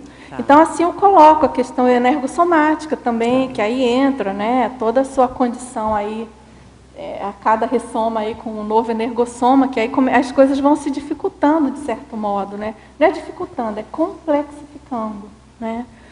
E a questão do psicossoma também, uma coisa que eu acho interessante é você fazer aquelas análises, né? Tirando aí todos os instrumentos da Conscienciologia, não estou aqui querendo reduzir a questão, né, das autoaferições, mas coisas assim básicas que é importante você pensar e trabalhar, né? O seu default emocional, por exemplo, quando você era na infância, como é que era a tua base de funcionamento, de reação?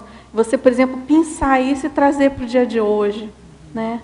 E com isso você trabalhar o que precisa ser mais trabalhado. O que você chama de default emocional? É onde pega mais a emoção? Onde trava? Não, default é aquilo que está instalado, que já que se ninguém fizer nada, ou se você não tiver nenhum agente externo que te faça mudar, é assim, é o modo como você funciona. Como você funciona, é o que está instalado em você, é o que é mais arraigado.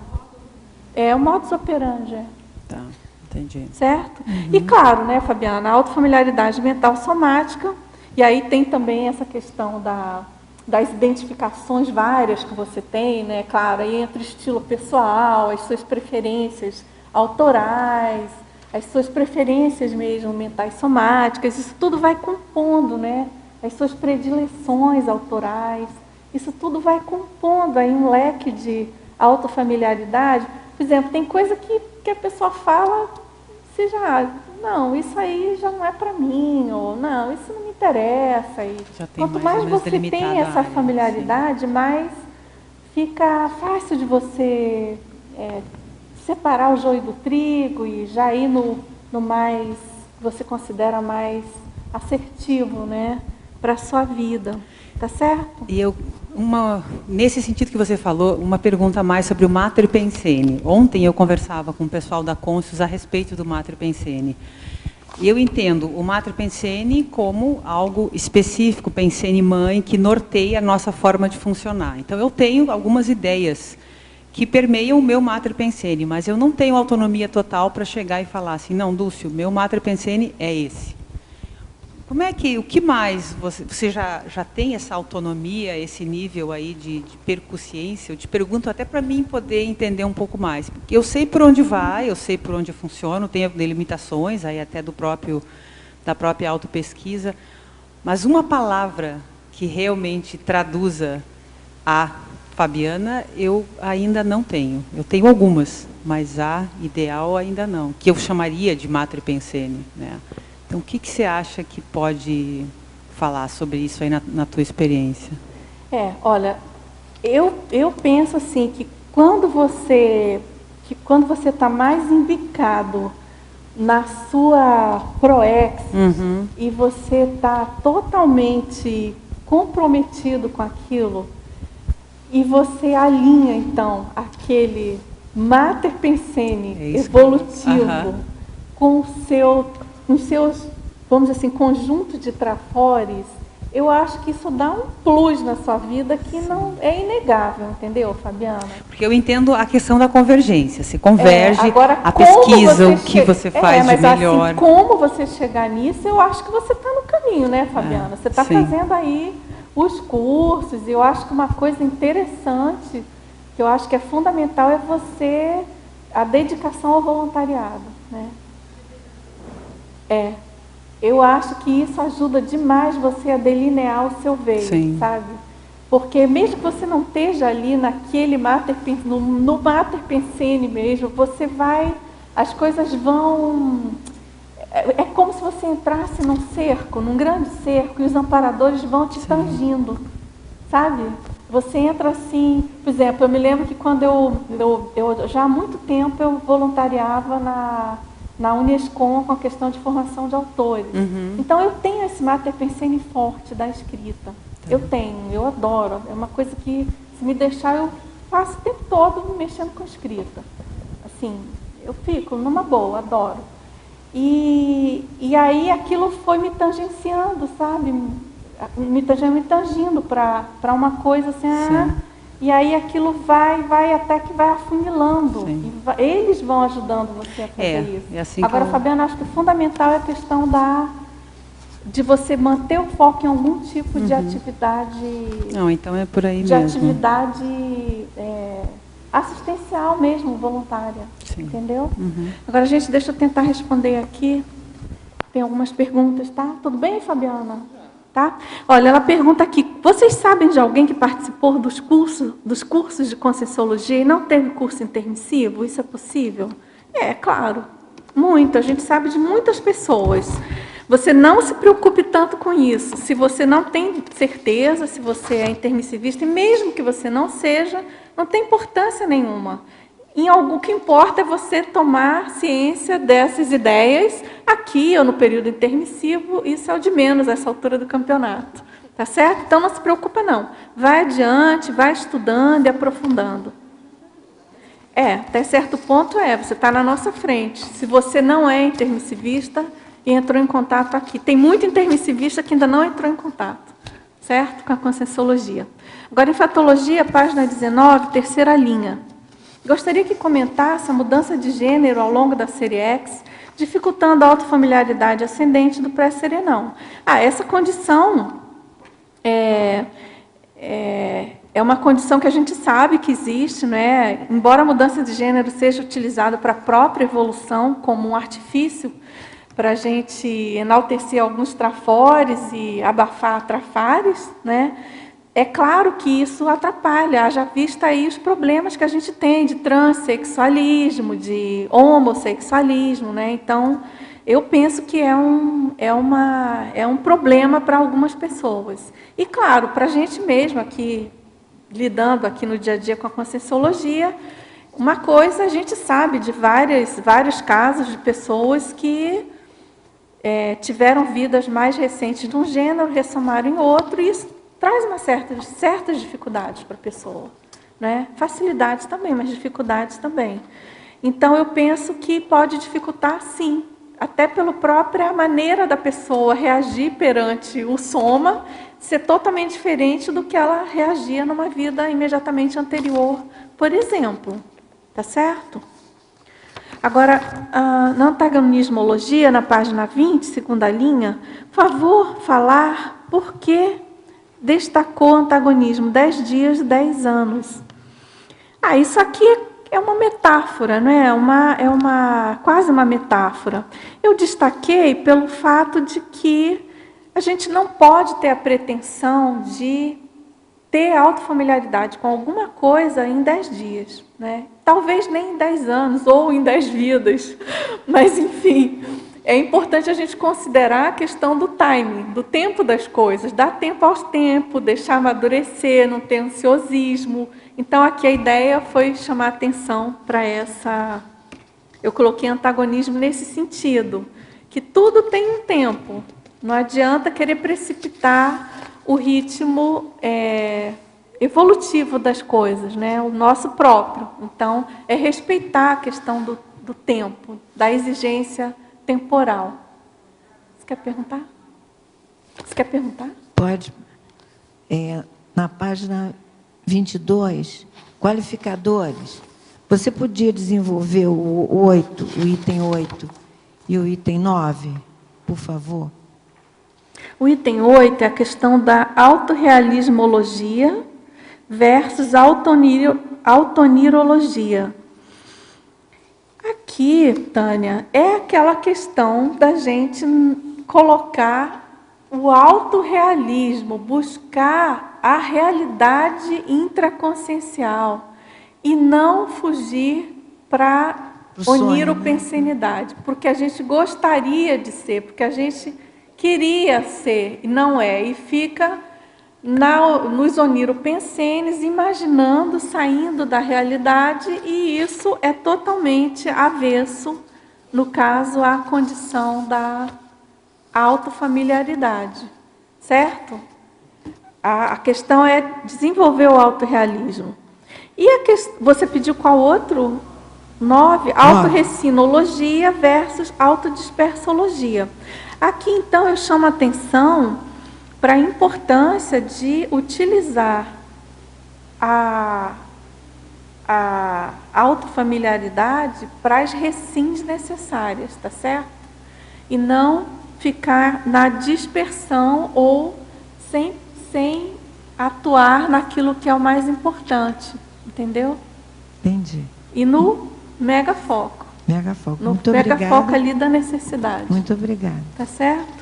Agora, aqui em parafatologia, terceira linha, poderia comentar os extrapolacionismos parapsíquicos, desvelando os recônditos conscienciais. Aqui é aquela questão de você, diante de um extrapolacionismo parapsíquico, você se dá conta de que você é capaz de alguma coisa, ou você teria a possibilidade de atingir algum conhecimento, alguma realidade que você, por conta própria, não conseguiu. Então, tem uma importância interessante isso. Esses extrapolacionismos favorecidos pelos amparadores, que eles propiciam, então, um autoconhecimento e uma autofamiliaridade. Eu tenho várias experiências sobre isso e eu sou muito grata aos amparadores. Me ajudam muito.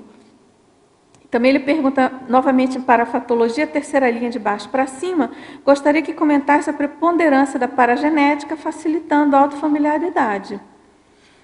Aqui é aquela condição relacionada diretamente à capacidade de rememoração e da paragenética atuando mais fortemente em relação à genética. Ou seja, se a sua paragenética é mais forte, você vai estar se manifestando de modo mais genuíno com a sua realidade intraconsciencial. E isso vai favorecer a autofamiliaridade, certo? É o sonho de consumo dos pré-serenões.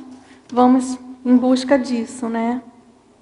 Aí tem um verbete aqui, um e-mail, dando os parabéns, obrigada. Favor explanar em binomiologia o binômio patológico micro-universo intransitável por si, micro-universo intransitável por outro. Esse binômio é a questão, então, que se o micro-universo ele é intransitável pela própria pessoa, se a própria pessoa não busca esse trânsito, esse conhecimento, esse autoconhecimento, a própria familiaridade, fica muito mais difícil para outra pessoa, né? Então, isso se cria aí um binômio que vai dificultar, por exemplo, uma outra pessoa, por exemplo, que queira ajudar você em alguma coisa. Se você tem esse fechadismo e você mesma é intransitável, vai ser muito mais difícil uma outra pessoa ajudar você nesse trânsito necessário aí para a evolução, né? No conhecimento. Então, a ideia é essa, é você ficar atento a isso. Aí tem também aqui uma pergunta na parafatologia, na 5ª linha. Favor falar sobre as energias do serenão devassando a intraconsciencialidade da consim pré-desperta.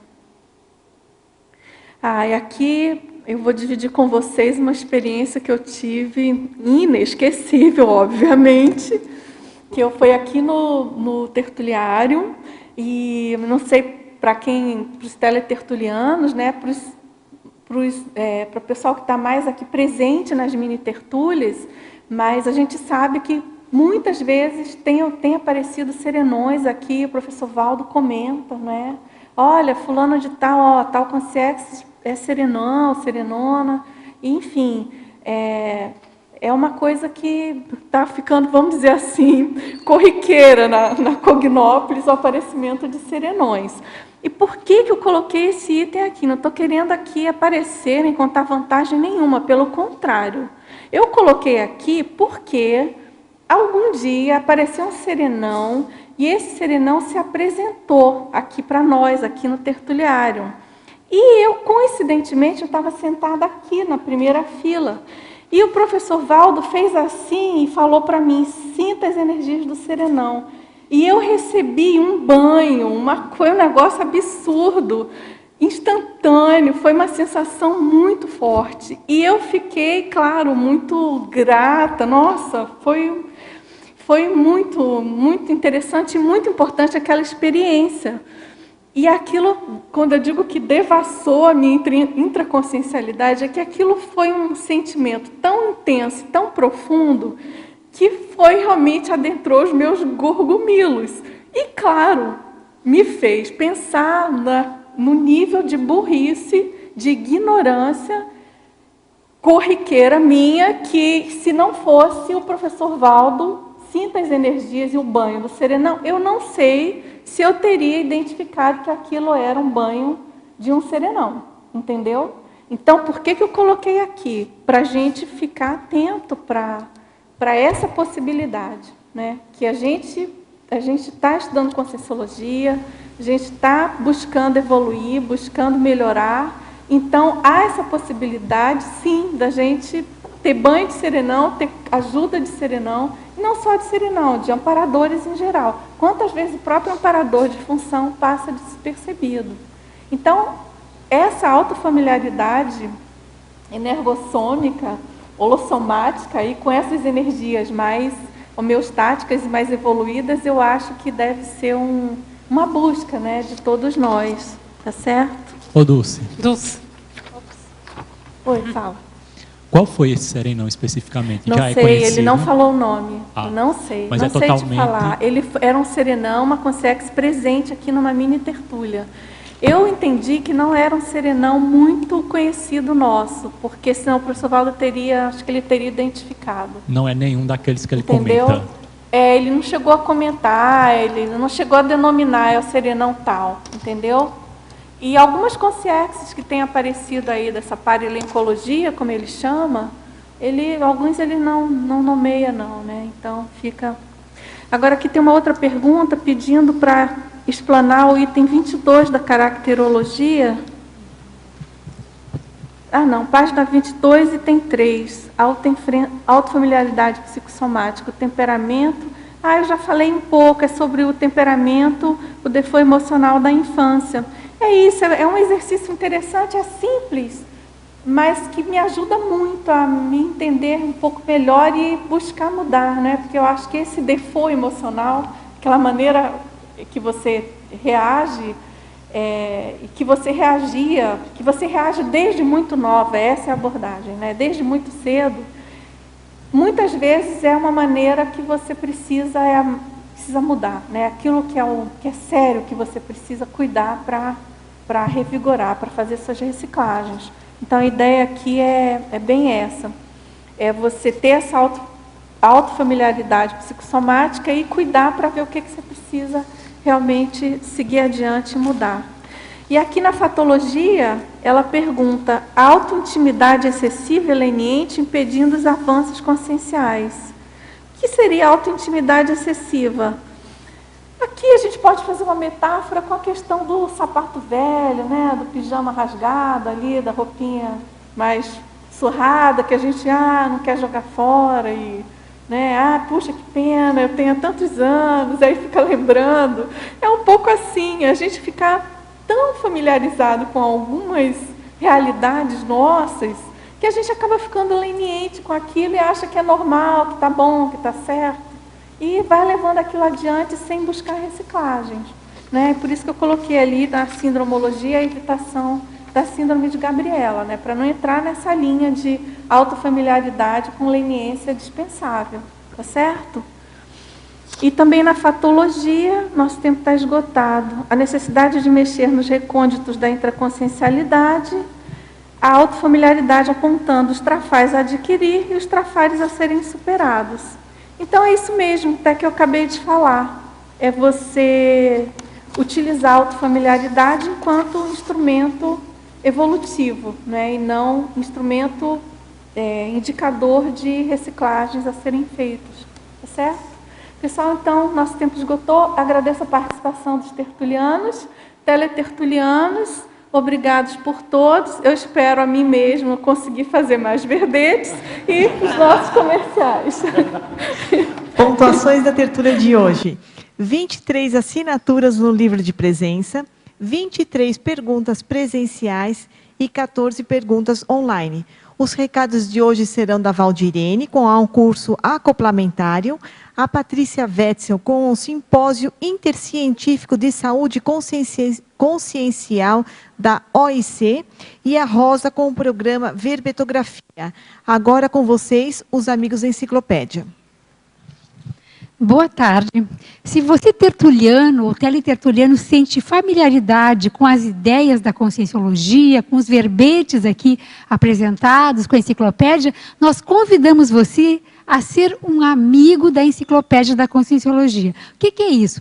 Você faz uma adesão voluntária, anual, financeira, para ajudar, para contribuir na manutenção de toda essa estrutura, que é o tertuliário, todos os verbetes, né, que vocês recebem, toda a produção da enciclopédia e também holociclo e holoteca. Não é pouca coisa, é muita coisa. Então, a gente pede que, se você puder, você que está em casa, ouvindo as tertulias, e você que está aqui presencialmente, se puder avaliar com carinho e puder fazer essa adesão, você será um mecenas cosmoético, um mantenedor, um importante contribuidor para essa mega GESCOM coletiva. É muito fácil, você entra em contato com o CAEC, você que está nos ouvindo de casa ou de qualquer local, entre em contato pelos telefones 45 35 25 26 52, e você que está aqui, é só passar na recepção do CAEC. Muito obrigada.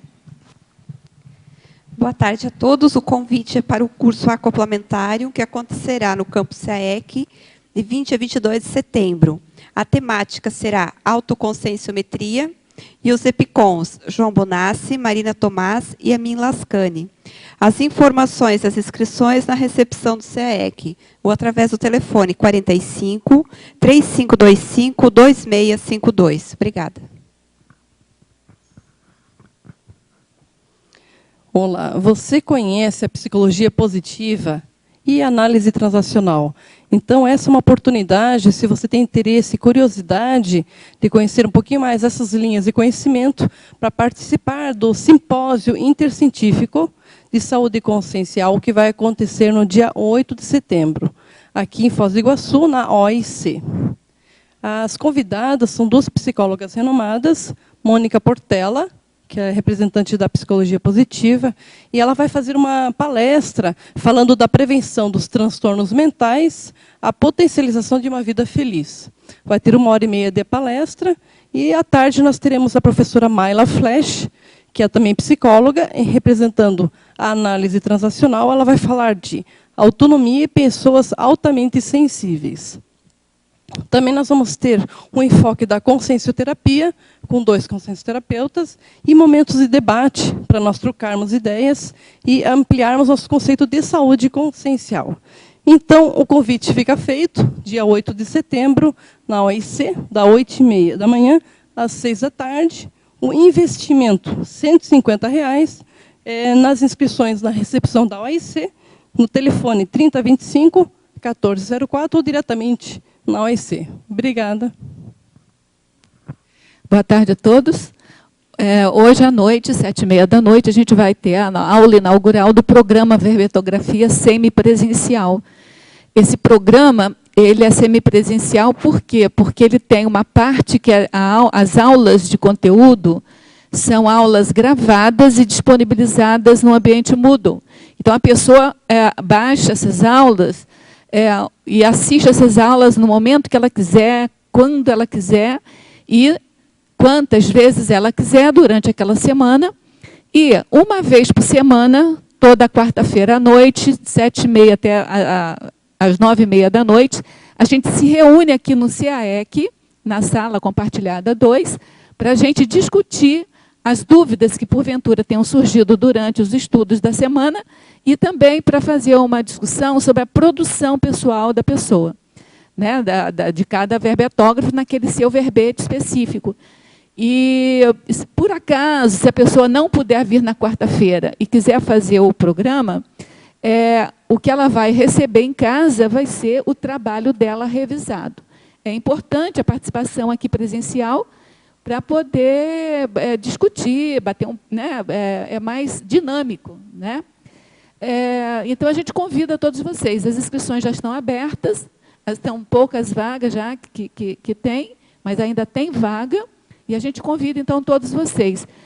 O programa tem a duração de 3 meses, mas o que a gente percebe é que, se você fizer todo o trabalho, né, produzir no seu verbete semanalmente, de acordo com as aulas que são disponibilizadas, né, o grupo de aulas disponibilizado semanalmente, no final desses 3 meses, o seu verbete já está pronto para você encaminhar para a equipe de revisão. E logo, logo, você está sentado aí na cadeira dos réus defendendo o seu verbete. Tá bom? Então, obrigada a vocês.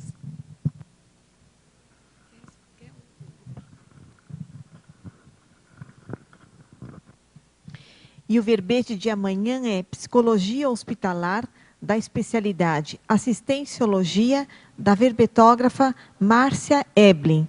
Tenham todos uma boa tarde e até amanhã.